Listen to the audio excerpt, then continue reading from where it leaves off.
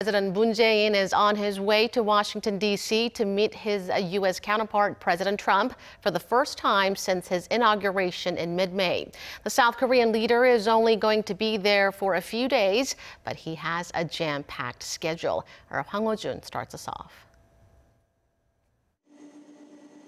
After a roughly 14-hour flight, President Moon will arrive on Wednesday afternoon Eastern Time and start his 4-day itinerary by laying a wreath at the Changjin Reservoir Battle Monument at the National Museum of the Marine Corps, honoring those who died in one of the Korean War's fiercest battles.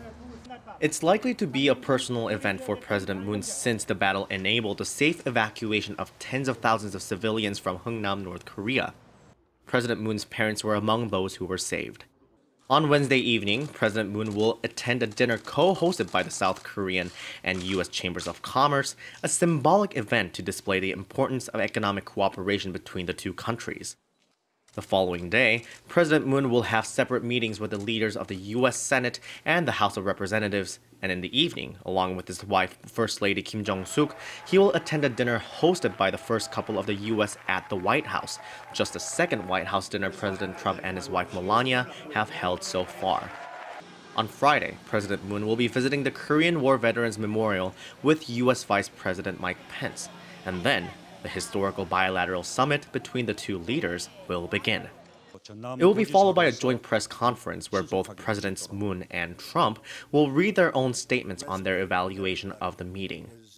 Following the briefing will be lunch with Vice President Pence, and then President Moon will visit the Center for Strategic and International Studies, a think tank concerning political, economic, and security issues around the world, to deliver a speech.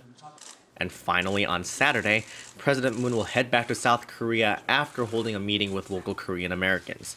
He's expected to arrive in Seoul on Sunday, Korea time.